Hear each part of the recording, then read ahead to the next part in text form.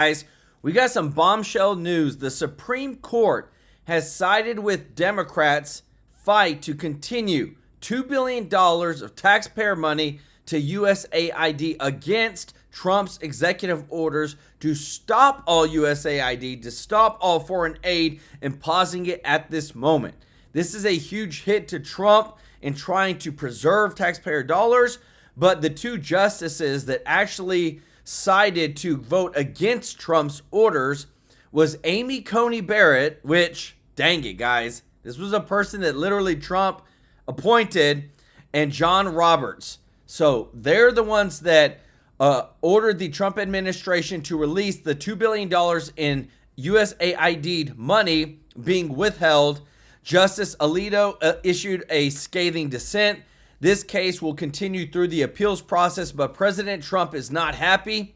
They said that President Trump does not have to comply with the orders of the Biden administration's continuous spending, and that's where they're trying to stop it. So the Supreme Court is getting divided big time, but it was a big hit to Trump to have to release and go ahead and move forward with $2 billion, guys, of payments in USAID that he wanted to stop because there's no oversight. There's no accountability. We have no idea how it's being properly spent. So that is, bombshell news. The next thing is, guys, this is about as monumental as this could be. Trump addressed Congress last night, and the polls are coming out highly in favor of Trump. Guys, listen to this. Even on CNN, they had to show that first results from CNN instant polls show 66% of people say Trump's policies will move the United States in the right direction. Guys, this is on CNN. On top of that, this is how powerful the MAGA agenda is. They also polled how viewers saw the Democrats' constant interrupting of Donald Trump's speech. 80% of people watching CNN said it was inappropriate.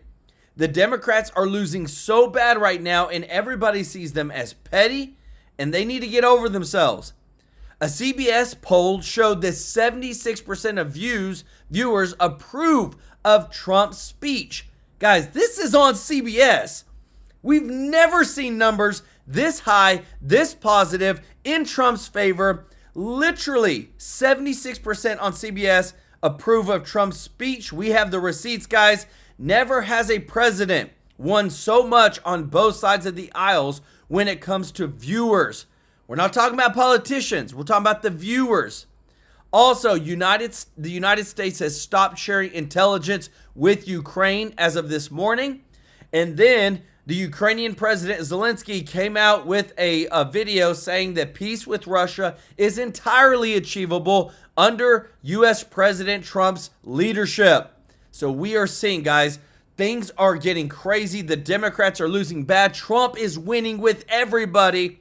It is great, great, great. But Trump did take a huge hit from the Supreme Court, forcing him to give $2 billion in USAID money to God knows wherever it's going. We want to say thank you to all of our subscribers, all of our viewers. If you're not subscribed, hit that subscribe button. And if you don't mind clicking the thumbs up like button, we really appreciate your support so much. I want to say thank you to all of our members of the channel. If you want to be a member, the link is in the description to join. And thank you to everybody that gives a super chat donation. Guys, we are so grateful. The new charity we're going to be donating to this month, helping out young boys that come from bad homes or in trouble, and really helping them to rehabilitate their lives and getting back on track to become good men. But just want to say, guys, this is getting huge. This breaking news: the Supreme Court denies Trump administration to request to cancel $2 billion in foreign aid. Guys, I don't know what the heck's going on with Amy Coney Barrett, but she sided with the Democrats on this one, and she was appointed by Trump. It sucks. But the good thing is that we're getting a lot of positive reactions from Trump's speech. Check this out.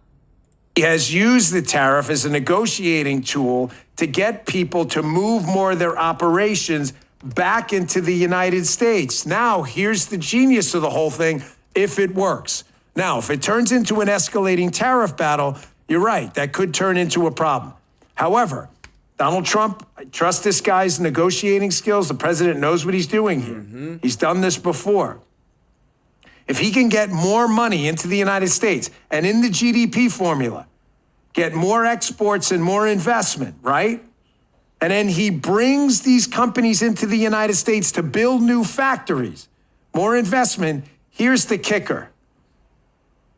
He also gets another bang for the buck if the Republicans in the House and Senate can pass the tax cuts again. Because if we can get 100% or accelerated depreciation, that means that when you build these factories, you can also write it off your taxes, which means millions more available to pay your employees and to put into said factory. I love people who think this guy is nuts and just don't understand what trust me, he has a plan. Boom. You may not like it. No plan is perfect. It may work out, it may not, but we're going to find out. But I promise you, just like in Ukraine, he has a plan. What's your plan? Here he is talking about V6, guys, the 25% Canada and Mexico tariffs. Folks, we have not had fully open free trade with Mexico and Canada for a long time. Nope. It is time to use these tariffs as a tool. Check this out. But very importantly, tomorrow tariffs 25% on Canada and 25% on Mexico, and that'll start. So they're going to have a tariff. So what they have to do is build their car plants, frankly, and other things in the United States, in which case they have no tariffs. In other words, you build, and this is exactly what Mr. Wei is doing, by building here. Otherwise, they'll build, if they did them in Taiwan to send them here, they'll have 25% or 30% or 50% or whatever the number may be someday. It'll go only up. But by doing it here, he has no tariffs. Knock this guy all you'd like. It's a constitutional republic. I actually believe in the First Amendment, unlike some others out there who don't seem to like me very much. I'm just telling you, he has a plan. The way you get economic growth is by investment in the United States. He's going to get a double bang for the buck with exports. He's also planning on a depreciation schedule which matches up with said investment. So when companies are building here, they get a write-off for building here, which will incentivize more building here, which will give companies more money to invest in their product and employees. What's your plan, brother? What? I don't understand. What's your plan? And spreadsheets and not flowery language and not producing myself. Here's Scott Pressler, who's done so much work in organizing and getting people registered as Republicans. Folks, if Pennsylvania were to flip red consistently, this is big, y'all. the Electoral College pathway for the Democrats to win the presidency is as dead as an iron nail. They have zero chance. Right now, here's how it looks in the national picture. Keep that up on the screen for a minute. So let me just read you a number. So Pressler put out, Republicans are 181,984 voters away from flipping Pennsylvania. In 2012, that number was 1,100,000+. In 2008, that number was 1,200,000+. Now they're less than 200,000 voters away from flipping Pennsylvania. Pennsylvania reminds me of what happened in Florida. Yes. Where when I moved down here, Democrats actually had a voting advantage. Obama won Florida. And now Florida's become a blood red state. But here's the thing. You're seeing the same trajectory in Ohio. You're seeing now Nevada start to color itself red a little bit, and Pennsylvania is moving. Folks, there is no pathway for them to win if Pennsylvania flips fully into the Republican column. I can make the case to you that that's why you're seeing Senator Fetterman in Pennsylvania. You know, is it a genuine change where on some issues he started to move a little more right? I don't know. I can't get in his head. Again, I don't really care about is it genuine or not. I care about the spreadsheets. All I care about is on how they vote. I don't get too involved with the emotions of it. But you're seeing this all start to change. Now, here is the tweet I found the most compelling on this. And I'm going to tell you why. Actually, I'm going to throw this out. I'm going to ask you a question. Let's see who in the chat can get it. Some of you may have seen it because it was trending on Twitter kind of all day. And people made the connection. Charlie Kirk, good friend to us in the show. Charlie Kirk put this out. He says, Trump. Guys, just want to say thank you so much for your support, guys. We got some great news for you in a moment. If you don't mind clicking the thumbs up like button, guys, remember, you're my sponsors. We don't do sponsors on this show, so whenever you hit the like button, it really does help the show out so much. Trump's approval rating, President Trump's approval rating by age. So 65 plus, 65 years old plus, Trump's approval rating is 45%. 40 years old to 64, 46%, so 1 percentage point higher. Here is the shocking statistic. Considering the prior trajectory of the Republican Party, 18 to 39, younger Americans, obviously, Donald Trump's approval rating is 15 points higher than an older American, 60%. Ooh, that's amazing. I want you to listen to what I'm telling you here. Donald Trump's approval rating amongst the young demographic between 18 and 39 is 15 points higher than his approval rating among 65 plus Americans. You want, come on, Justin, say, come on now. Fellas, ladies, for those who've been following politics for a long time, like when Haley used to book me at Hannity back in the day, like 10 years ago. So it was like, hey, what's up, man? Remember she used to show me my little Q score thingy, whatever ratings on the chart. She'd be like, look, you were on last night. You did so good. I'm like, that must have been Geraldo. That must have been Geraldo. When I was doing hits back then, the Republican Party could not, older Americans, that was basically our base of support. We never had younger voters. They were all about hopey changey. They loved Obama. They didn't love what he did, but they loved, everything's great. The whole thing is flipped now. Guys, let me tell you, it is flipped. We're bringing the receipts, guys. This is amazing. I do want to show you, though, this big update. The Supreme Court denies Trump administration to request to cancel $2 billion in foreign aid. Unfortunately, guys, Amy Coney Barrett and John Roberts sided with the Democrats to win a 5-4 ruling to make Trump release the funds to USAID. This sucks, guys, because we thought Amy Coney Barrett was on our side. Obviously not. She is siding with the Democrats on a lot of these things, but we still want to just show you where things are at. But guys, never, ever have we ever seen this switch up of a positive trajectory of a president, especially Donald Trump. Look at this. CBS News poll. This was right after Trump's speech. Among speech watchers, 76% approved. This is, CBS is a left-wing media outlet. So that means the people watching it are most likely left-wing. And they overwhelmingly approved of Donald Trump's speech. It was the most sickening thing, guys. We streamed it here last night, the whole speech, but it was sickening to see that the Democrats couldn't even stand for the Laken Riley Act. They couldn't even stand for little, what's his name, DJ? The little kid that had cancer, that they made him a special agent. They're so full of themselves that they are so far gone from reality. Look at this, 76% of people, CBS News poll, approved of Trump's speech. But it gets even better, guys, because you know what? When it comes to Trump's policies, look at this, a CNN poll last night from Instant Poll of speech viewers. Trump's policies will move U.S. in the right direction, 66%. Guys, we are talking CNN, CBS. We're not talking Fox News here. 66% believe that Trump's speech and policies are moving the United States in the right direction. You want to get even better, guys? Because you know what? Sometimes we just got to put the cherry on top. Look at how viewers on CNN felt about the Democrats interrupting last night. During the course of the event, which is wanting to get reaction on Congressman Al Green's antics and being ejected. 80% of speech watchers said that the Democratic congressman's interrupting of Trump's speech was inappropriate. Only 20% of speech watchers thought what Green did was appropriate, Aaron.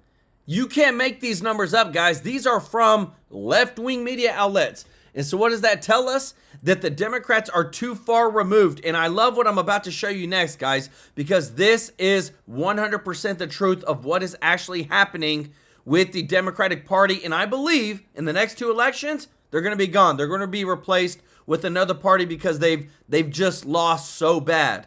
Watch this.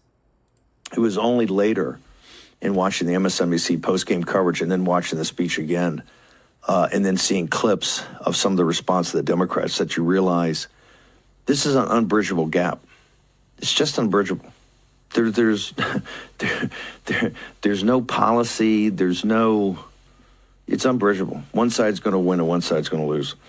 It reminds me in the early days of President Trump's presidency in 2017, we were able to arrange a meeting with Rush Limbaugh.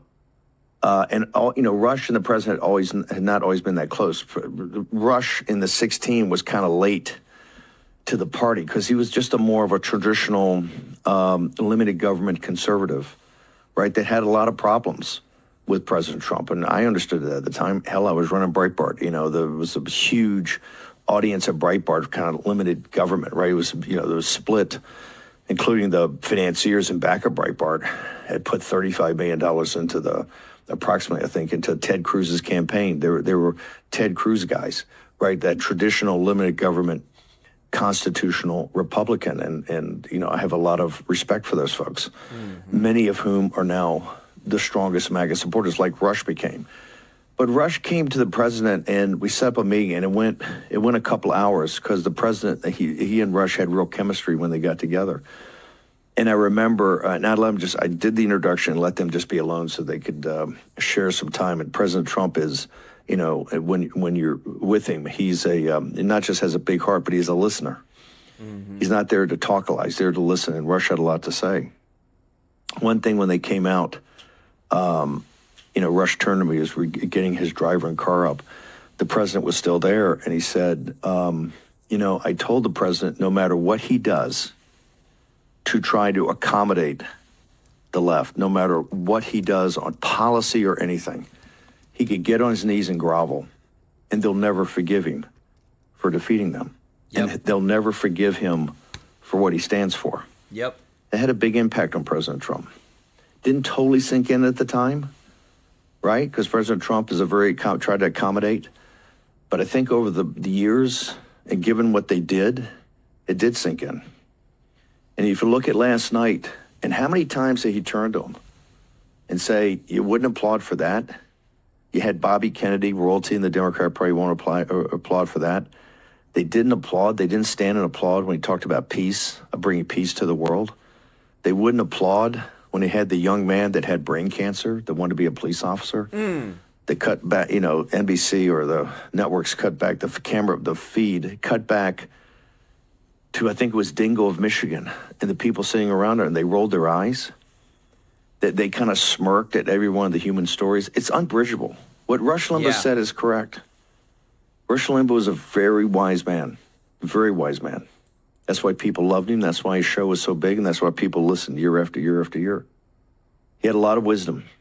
And what he told President Trump that day in the early days, it was in, I think, February 2017, has resonated now down through the years. And that was struck me last night when I was thinking, I go, wow. In all the kind of to and fro and fighting, and we're here, and this, they got the verticals or anything like that, it's very easy to miss the bigger picture here. They are a shattered party. It's kind of like a freak show. Slotkin afterwards came up, and I couldn't watch it at first because at Real America's Voice, we did make a decision to finish the analysis, and later, I think Rav played it, and I got a chance to catch. Slotkin gave the counter. And it was mainly forgettable, as most of those things are, although MSNBC tried to make a big deal of it. But I thought she reminded me when I watched it of that, I think it was the Addams Family. They have the little girl that's, kind of normal in a sea of oddballs. And that's what struck me as. She was trying to make a rational case. I don't believe in her case, but she's trying to make a rational case on policy and other things around economics and kitchen table. And you see the hatred. You see Rachel or Nicole Wallace, who used to be kind of normal when she was a Republican. She's turned into just a freak. What she said last night, we'll play it later. I can't describe how bizarre it was. And guys, what you're about to see next, guys, things are getting heated.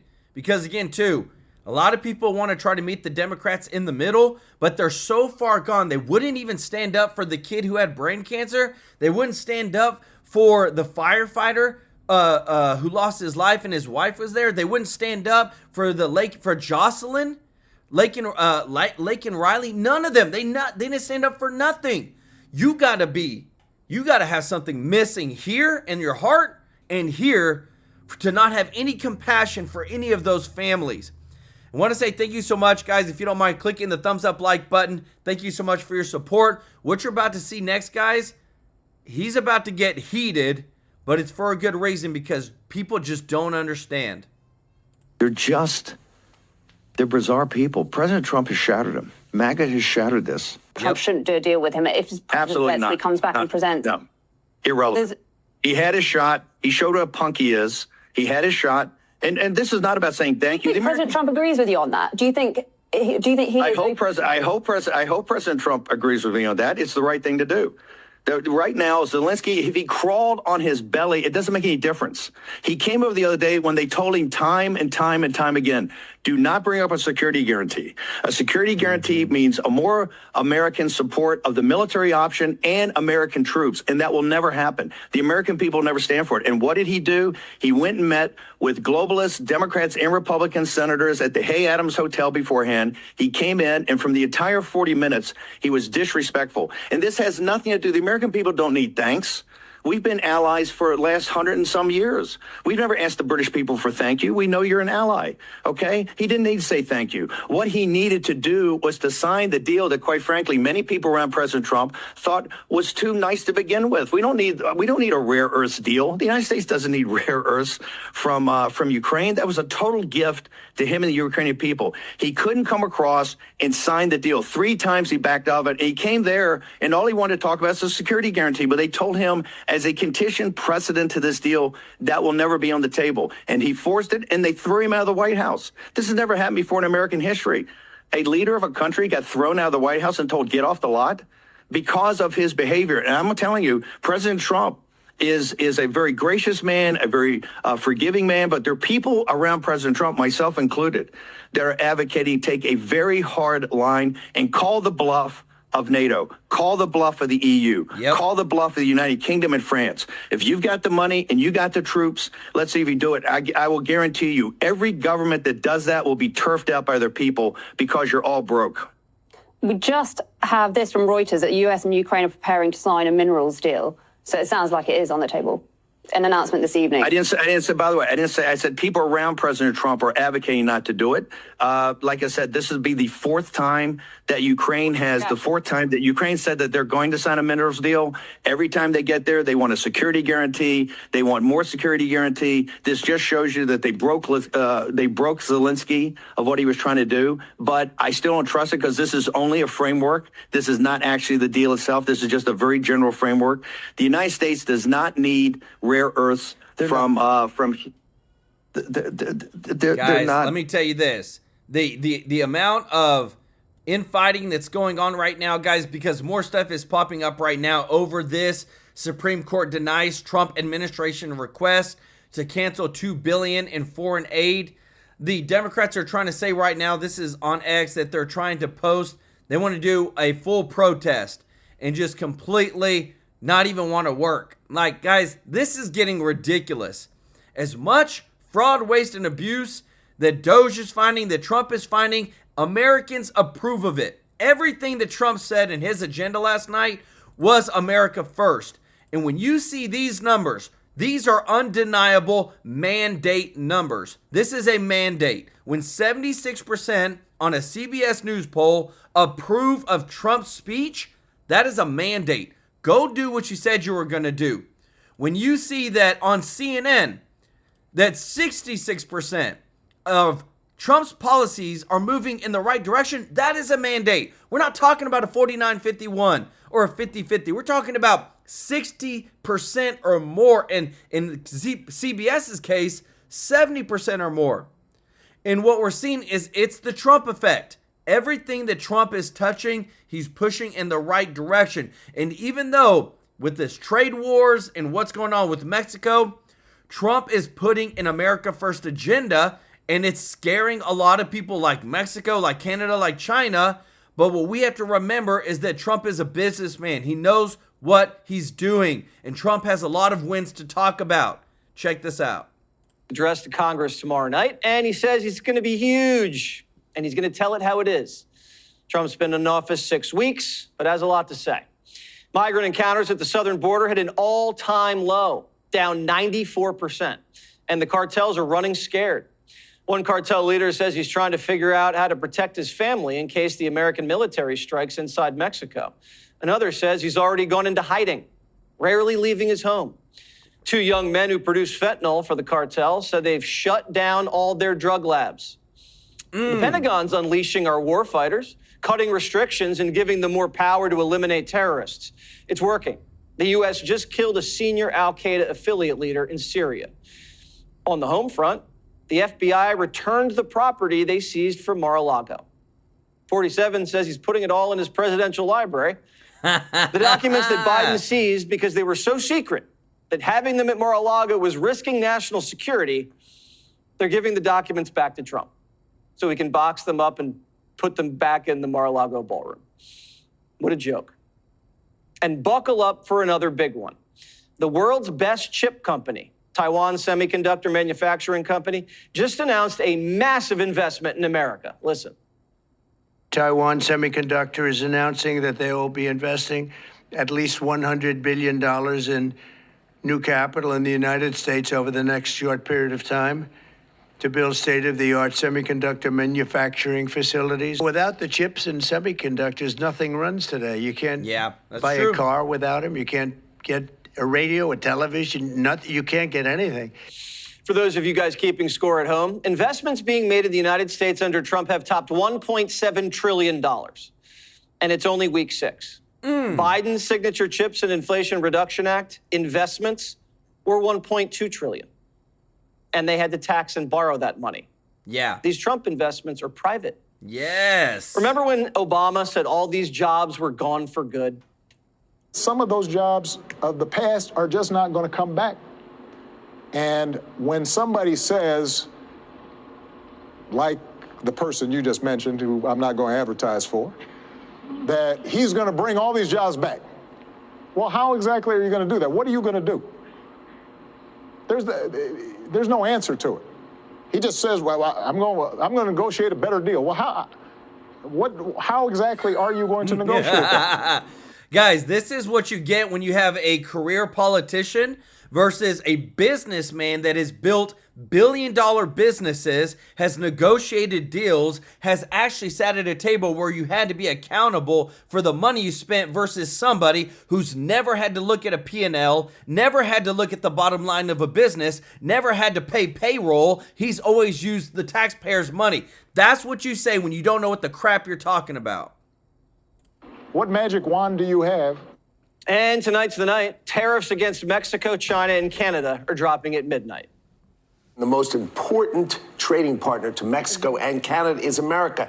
They should be more respectful to us. They should be stopping caravans. And that's what the president set these tariffs about. He said, stop the flow of immigration and stop the flow of fentanyl killing our people. While Trump stops foreigners from ripping off our companies, he's also stopping the government from ripping off taxpayers. Most of what DOJ is doing is humming right along.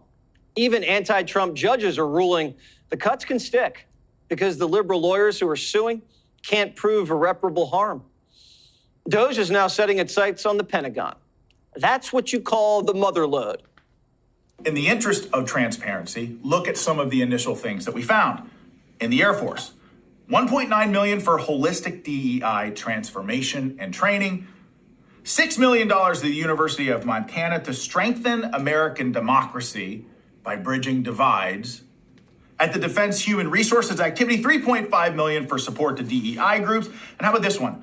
$1.6 million to the University of Florida to study social and institutional detriments of vulnerability and resilience to climate hazards in African Sahel.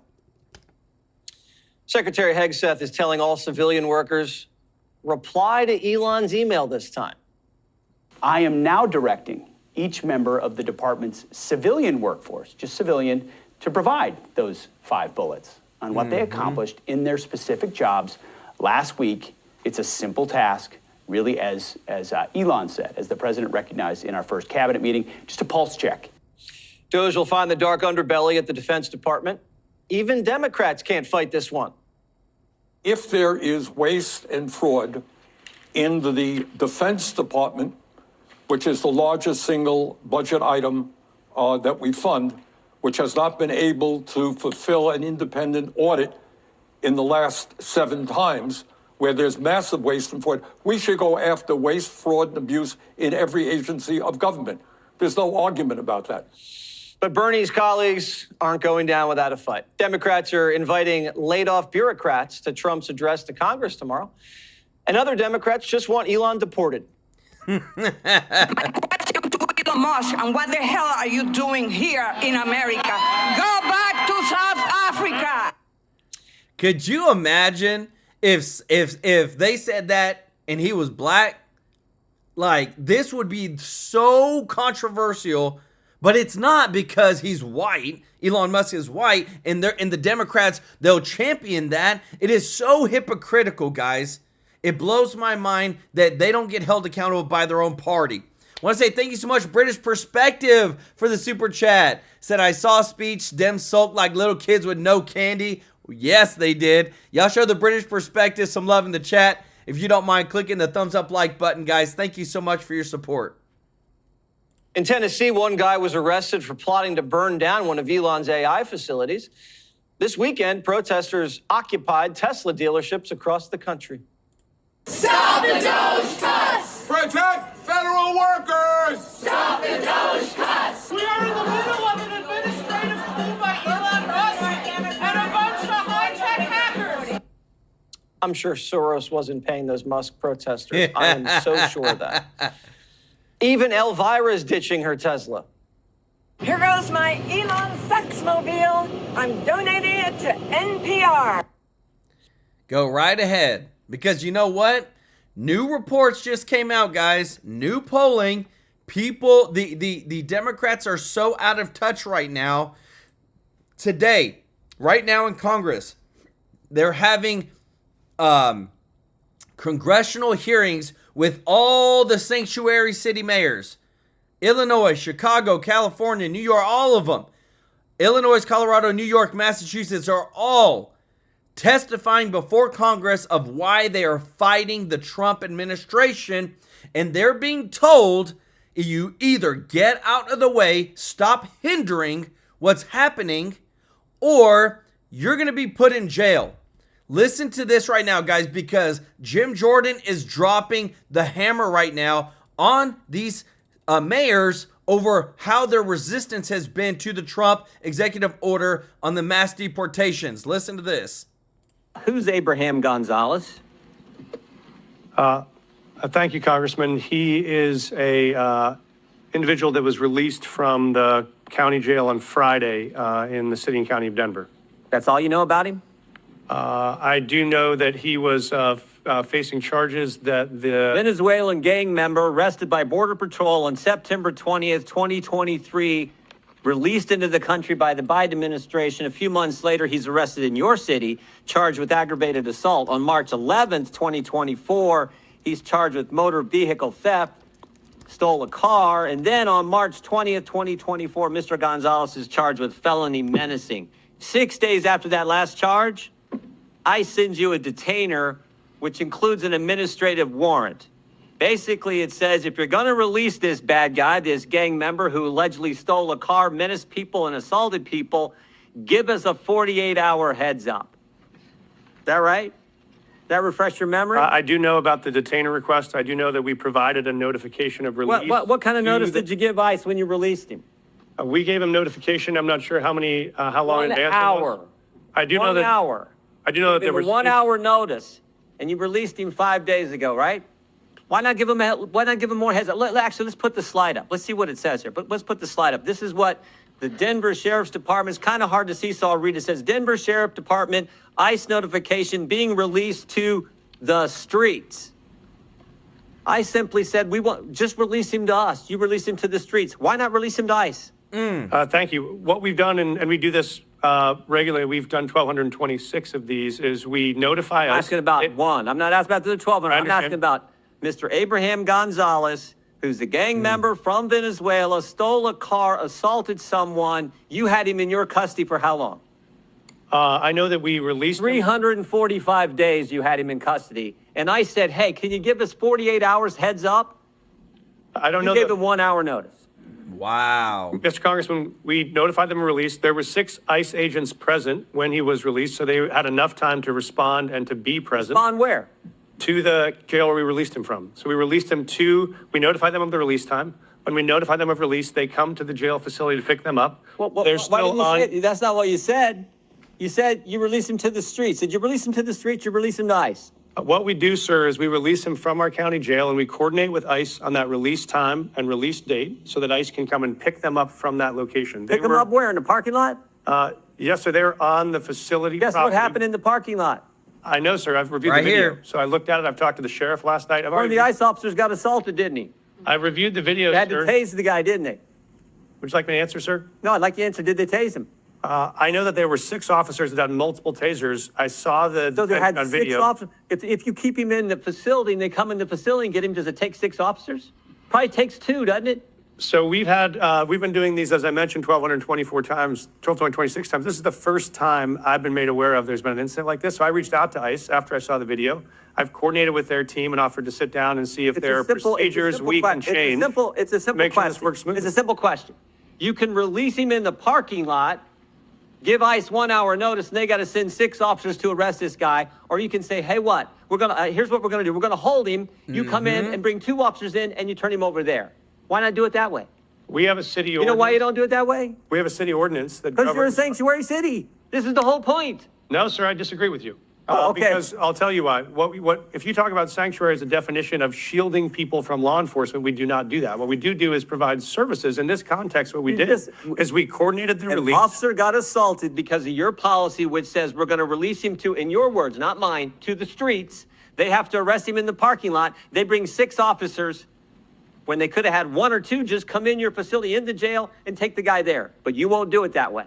I've seen the video. I've reached out to ICE. Okay, I've offered to sit I know down the and facts coordinate too. on strategies. If we need to make adjustments to what we do on releases, we'll do that. This is the first time in the 1,226 releases. You know, I read your so written we'll take testimony action. last night. I read your written testimony last night. 4.5 pages. And you used the word safe, safer, or safety 13 times. Talking about my job is to protect the safety of the people in Denver. We prioritizing making sure everyone in our community is safe. That's a lie. Because it was not safer for the ICE agents who are part of your community. No way was it safer. The safest thing to do is to say, ICE, we got him in custody. Come here, we're releasing. We held him 345 days. We can't hold him a second longer. We can't wait for you to come inside the building. We got to let him go, so you have to arrest him in the parking lot. That is how stupid sanctuary policies are and what they mean to the community that you put at risk and to the ICE officers who was assaulted, and they had to use a taser on them. It's not good. Mr. Chairman. You see, guys, I mean, right now, today, this is from today, guy. Things are getting really heated in Congress because every sanctuary city mayor is testifying over their stupid policies. You just heard them. Why don't you leave him in the jail where he's already handcuffed for the ICE agents to walk in, take him from there? No, they literally release him into the parking lot. How dumb are these people trying to act? But what they're trying to do is they're trying to let these people out, give them a running chance, and it's literally hurting our federal ICE agents, guys. Thanks so much, British Perspective, again. For the super chat, said, is Pelosi claiming the 360-year-old Social Security? She probably is, guy. You see how upset she was that they called him out? Y'all showed the British Perspective some love in the chat. So right now, they've done some more polling over the sanctuary city mayors and how people feel about what is going on with the border and the mass deportations. And you're going to love this, guys, because it's a mandate. The data doesn't lie. The polls don't lie. Check this out. In these specific cities, how important is it in Massachusetts and New York and Illinois and Colorado, those 4 states that these mayors are from, every state was above 70%. It's phenomenal. Over here on the wall here, these are the mayors are going to be asked about. This is what they're going to have to defend. New York City, Eric Adams, who's been somewhat compliant now on the sanctuary city issue. Guatemala National, 1 case now, allegedly burning a woman alive on the subway, okay? ICE issued a detainer after that attack. New York City officials rejected it. Here's in Chicago, all right? Venezuela National, tied to the TDA gang in Venezuela, order deported, ICE detainer rejected again. Last week, held 3 days in a murder case, then released yet again. Denver, suspected TDA gang member. They've had an issue out there, released from jail over sanctuary policies, and then assaulted police officers while being rearrested. How do you defend this again? Now in Boston, Michelle Wu, she's been outspoken on this. You got 1 case here, Guatemalan national, arraigned for raping a child by force. In October of 22, released on pretrial conditions, then rearrested again 3 years later. Y'all hear this, guys? This is what the Democrat sanctuary city mayors are going to have to defend.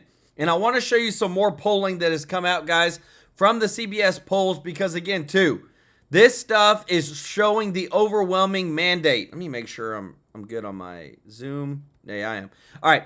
Waste in government spending. Among the speech watchers, 77% like Trump's plan. Again, we're talking CBS polls, everybody. 77% like Trump's plans for immigration and the border. 73% like Trump's plans for Ukraine and Russia. And 65% like Trump's plans for tariffs. The Democrats can just shut up because the voters, the pollers, everybody who's watching is telling us Trump's mandate, what he's doing is the right thing to do. Where he's taking the country is the right direction. And right now, all the Democrats are doing is just making a fuss or that Trump is winning so much and they're being petty and everybody's seeing it. And that's why we could really win big in the midterms. If you don't mind, guys, clicking the thumbs up like button. Thank you so much for your support. Check this out. Pretty much everything that's gone on in the last few weeks. Trump's going to give this address in front of the whole country, and oh boy, am I excited to see this one. Okay, some Democrats are saying, oh, we're going to boycott it. Okay, fine. I love the false sense of like inflated self-worth from these Democrats. I don't care if you're there or not. Some Democrats are planning to disrupt the address to, okay, are we 5? Come on, guys. No one is tuning in to see you Democrats anyway, so you take the night off or don't, whatever. I don't really care. These people will never be happy no matter what Donald Trump does. This is like a perfect example. Democrats have totally come full circle on this. Remember when the Democrats swore? I mean, these people swore on their grandmother's grave that Trump was going to start World War III. I truly don't understand how and why anyone can see that this guy is a viable candidate. We are talking about someone that literally may start World War III. It is just that deep. Now they're freaking out about the deal that avoids it. Tonight is like the perfect time to spike the football on that potential Ukraine deal that became almost inevitable today. Remember, like 4 days ago, they went berserk. Oh, Trump lost his senile mind in the Oval Office. This is some dementia-laden God complex stuff. After this, Zelensky left the White House and didn't sign the U.S.-Ukrainian mineral deal. But then today, Zelensky comes out and says, my team and I stand ready to work under Trump's strong leadership to get peace that lasts. Our meeting in Washington at the White House did not go the way it was supposed to. It is regrettable that it happened this way. It is time to make things right regarding the agreement on minerals and security. Ukraine is ready to sign it at any time in any convenient format. And he's coming back to the well. And would you look at that? This cycle it's like almost everything Trump does. It's like a loop, okay? Trump wants something from someone doing something that benefits America. Trump does something outside the box, mineral deals, tariffs, withholding funding, military support, whatever it is. Libs always then freak out, say, oh, it's not going to work. There's like the little instability in some markets for like a few days, and a few leaders in the world are, oh, they're so shocked. And then the foreign leader caves, and Trump gets what he wants. America is better off, and the left moves on to the next outrage thing, and the cycle repeats itself, just like you're seeing. I expect Trump is going to be highlighting this tonight, probably too, as he should. because you would be hard-pressed to name me something that he's been wrong about in the long run. I mean, of course, today, all the libs, Mexico and Canada, they're like up in arms over Trump's reciprocal tariffs. Canada holds this like big press conference where the outgoing leader guy, Trudeau, warns Americans that this is going to hurt them too. We don't want this. We want to work with you as a friend and ally. And we don't want to see you hurt either. But your government has chosen to do this to you. As of this morning, markets are down, and inflation is set to rise dramatically all across your country. Your government has chosen to put American jobs at risk. Who does this guy think I mean, it's the arrogance. First off, dude, don't talk to me like you're some great leader that like I should be looking up to you, okay? The only thing that's up is the fact that you are longitudinally above us. You got booted by your own people. Second, I love how he's like trying to make this out like he holds the cards here. He's not going to appeal to the American people, first off, okay? And also, Trump's not backing down on this. Canada, yes, they imposed their own tariffs today, too, of 25% on $30 billion of the imports immediately and another $125 billion in 21 that Whoop-de-doo.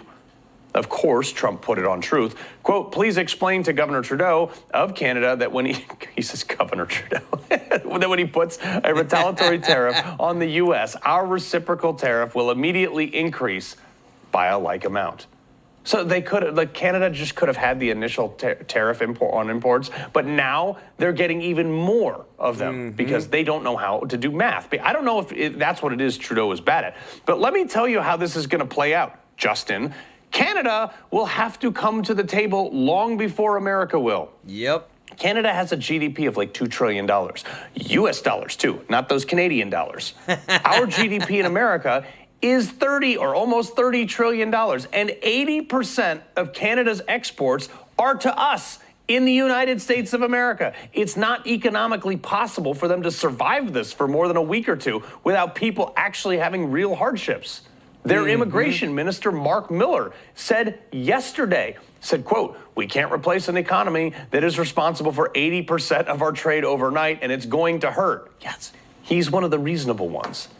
We export like 2% of our economy to Canada. Same goes for Mexico. Sure, a couple things are going to go up in price here, but if you recall, Trump said this. He is essentially reorganizing our standing in the global economy. He's isolating certain countries in a strategic order with tariffs. And it's not like it wasn't unplanned, too.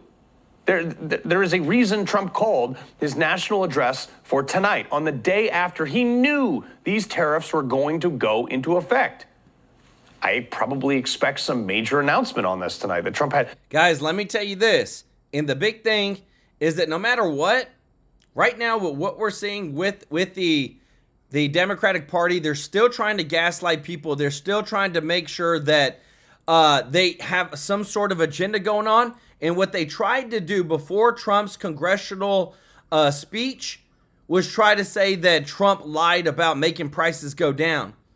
Stephen A. Smith is a sports commentator, but he's literally in the running for being a Democratic nominee for president because the Democrats have nobody. Listen to what he has to say, guys, because it's common sense and people are done with the Democratic Party. Listen to this.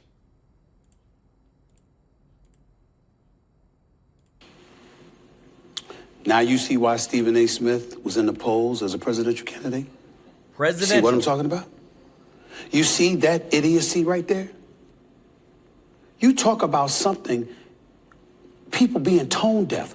Why the hell would 22 Democratic senators be literally echoing the same thing and think that would resonate with the American people? All it shows is that the same fabric of our democracy is unchanging in the eyes of some of these officials, and as a result, the constituency they represent, which is why Donald Trump is in office. What, do I have to come up to Capitol Hill and give you lessons? Seriously, you don't get it?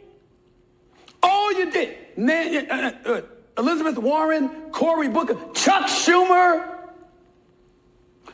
all get together. Let's put this in a prompter and all together, albeit in separate rooms, we'll grab a microphone and say the same damn thing. And that's what's going to resonate with the American people. And then you wonder why you're no longer in power.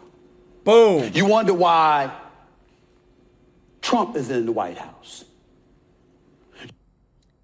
It's facts, guys. Like, you had 22 top Democratic leaders come out and say the exact same thing, the exact same way to Trump, hey, we're gonna make Trump look dumb, and it all backfired. The lawfare backfired, and now in the House Judiciary Committee, you have Jim Jordan, who is now having everybody testify over all the lawfare that's happened, and guess what? They're doing state and local prosecutors now that tried to go after Trump. And it is glorious to see, guys. We're finally getting accountability, and these people could end up in jail for weaponizing lawfare. Check this out. Mr. Jordan for 5 minutes. Thank you, Mr. Chairman. It backfired, didn't it, Mr. Epstein? Yes, sir. I mean, the gentleman from New York, our colleague on the other side, talked about he'd trust 12 jurors in New York, but the real jury was the 330 million Americans. Ooh. I mean, we, the people, are the ultimate jury in our great country. And you think about what did I love the list you put together, I think on page 1 or 2 here of your testimony, but it was the dossier, false dossier that they took to a secret court to get a warrant to spy on a presidential campaign. That wasn't enough. The Mueller investigation, they could do all the Trump-Russia Mueller investigation, finds no collusion, no coordination, none whatsoever. Then they raid his home, part of the Jack Smith investigation, Alvin Bragg, Fonnie Willis, the other Jack Smith investigation, the 14th Amendment, and the American people saw through it all. Saw through it all because it was lawfare. I mean, the Democrats' argument seems to me today to be, criticizing lawfare is worse than the lawfare itself. It's just not what it is. So tell me this, part of this lawfare and some of the details, who's Matthew Colangelo? Matthew Colangelo was an acting associate attorney general in the Garland Department of Justice, who then moved to the Manhattan DA's office to work on the Bragg prosecution. What did he do before he was at the Department of Justice? Where did Matthew Colangelo work prior to that? I don't recall. I think it was the New York Attorney General's office, wasn't it? Makes sense. Tish James's office. So here's a guy who worked for Tish James, then worked for the Biden-Garland Justice Department, and then Alvin Bragg says, we want him to work for us. And according to media, he came to work for Alvin Bragg for what reason? I think you put it in your testimony. Yeah, he obviously was motivated by the case against President Trump. Yeah, to jumpstart their investigation, I think is the term that was used in the press. And we asked for any communications between Alvin Bragg and the Biden Justice Department, and they said, we've looked and we can't find any. But you disagree with that? You disagree with what Mr. Garland told this committee, the House Judiciary Committee. You disagree with that. Tell me why you disagree with that. Well, you know, it's not just a question of disagreement, it's a question of fact. The New York Manhattan DA's office let America First Legal know that there were 36 responsive records. So when Merrick Garland told this committee we can't find anything, that wasn't accurate, was it? Boom. I'll let this committee make that inference, but it seems so. Wasn't accurate based on what Alvin Bragg told the court, right? Correct. Wow, well, go figure. So we'd like that information. That's going to be, I think, the next thing we ask the Attorney General Bondi, if we can get access to some of those 36 responsive records that you talked about. Now, Mr. Twilliger, this legislation that we're talking about, where you can take the case to federal court when you got some state local prosecutor coming after a federal official, it's not just for Republicans, is it? It's certainly not. And in fact, both as to formers and as to the reinstalling the substantive scope, expanded scope that Congress intended going back to at least 2011, I think every former official of the Biden administration would cheer you on. Yeah, I mean, like it's just as important for if some prosecutor in Arkansas, Oklahoma, some red state decides for whatever reason he's going to, I would assume he'd do it based on the facts and the evidence, but let's say it's maybe a little shaky. Maybe not, maybe it's a great case, but still we're saying, okay, to the chief of staff of President Biden, Mr. Zients, if they're coming after you, you can move that to federal court. You don't have to go into some state court in a red state. You can go to federal court It applies across the board because we want equal treatment under the law in this great country. So true, Mr. Jordan. And the fact of the matter is that I really would urge, particularly your colleagues on the other side of the aisle on this committee, to go back and look at what those two Democrat-appointed presidential judges said in the 11th Circuit case. They recognized just how perniciously dangerous it is. What is a chief of staff supposed to do when the president says, I want you to set up a phone call, I need to talk to so-and-so? Oh, wait a minute. Am I going to get in trouble with Fonnie Willis because I do this? Yeah. It's absurd. No, it's absurd. That's absurd. And just the overall attack on executive privilege, for goodness sake. And this goes clear back to George Washington, something we have honored. And the people most close to the president are the White House counsel and his chief of staff. And they've always had that privilege there until now. In their effort to get President Trump, they said, we're going to violate something that's been around since Washington, and they did this. And what we're saying is, let's at least fix it so you can go to federal court, fix part of it, so you can go to a jury that's different than some local prosecution, some jury at a local level. Yes, sir. These are quintessential federal questions that have to be brought into federal court. I thank the chairman and our witnesses for, I'm sorry. Y'all see this, guys? Again, like, things are escalating. We're seeing them escalate. Guys, what I'm about to show you is probably one of the most sickening thing ever, guys. What you're about to see in this next clip.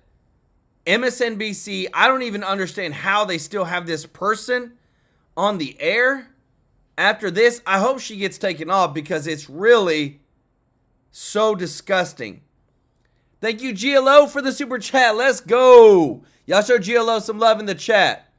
Check this out, everybody. And GLO, I'll check out the chat. But I think this was a lesson in finding one thing that you let yourself feel. And I let myself feel joy about DJ. And I hope he's alive for another, 95 years, right? And I hope he lives and the life he wants to live. He wants to be a cop. He knows what he wants to do. And maybe when you have childhood cancer, that crystallizes for you. And I hope he has a long life as a law enforcement officer.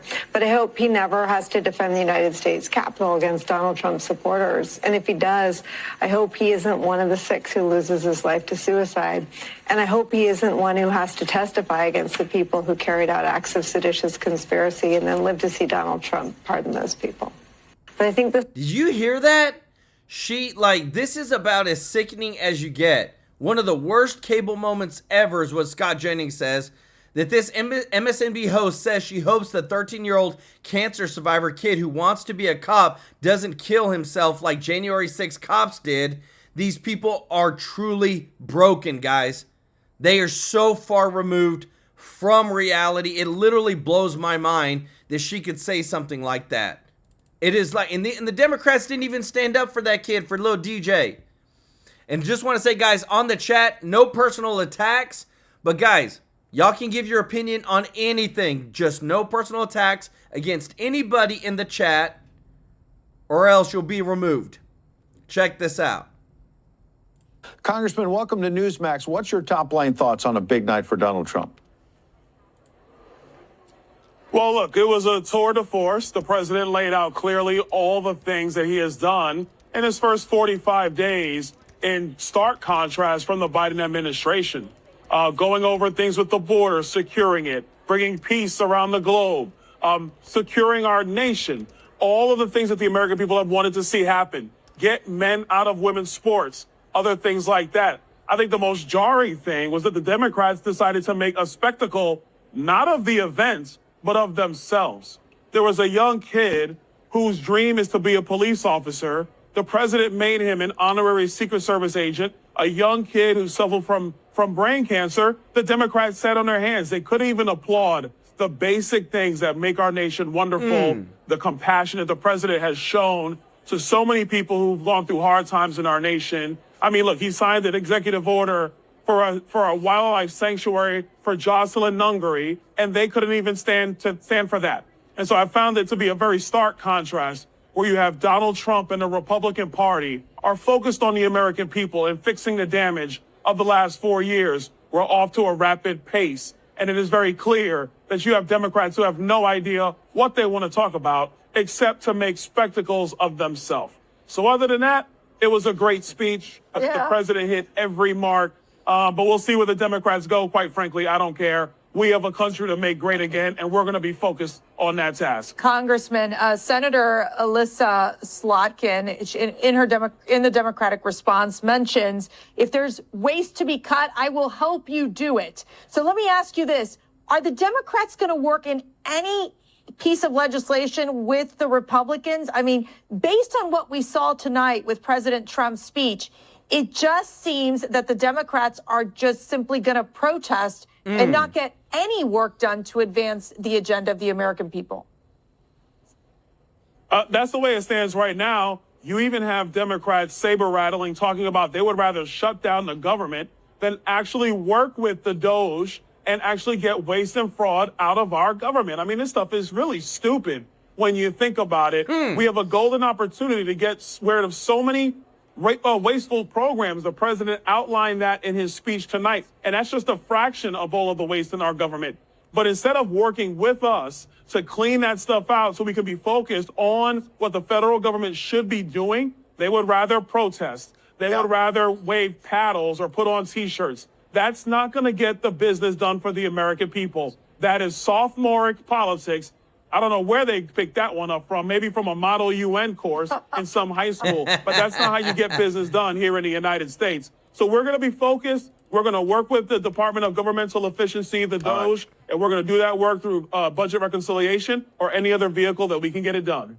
Congressman Byron Donalds, great state of Florida. Appreciate your time. Guys, let me tell you this. I want to go over this because this is so important right now. We are fighting a battle. It's not just in the It's not just with Trump and the Democrats. The Supreme Court has denied Trump's administration a request to cancel $2 billion in foreign aid, which stinks because it's like, are you kidding me? Like, we're trying to cut spending. We don't have the money, and we're $36 trillion in debt, and they did side with the Democrats. But we got the mandate, guys. Like, this is so beautiful to see that the polls that came out, 76% approve. This is a CBS poll, guys. Approve of Trump's speech. And it was all MAGA. It was all America first. 76% approve. That is a mandate. We have it where 66% on CNN even approved that Trump's policies are moving the U.S. in the right direction. This is 100% the way of the people. We, the people, are speaking, and we're telling the Democrats to get out of the dang way, do what Trump wants to do, and make sure that we are going to put America first in all of our policies. And I love it, guys. Just want to say I appreciate you all, guys. Thank you so much to all of our subscribers. If you're not subscribed, hit that subscribe button. And if you don't mind, clicking the thumbs up like button. Thank you so much for your support. I want to thank all of our members of the channel. If you want to be a member, guys, the link is in the description to join.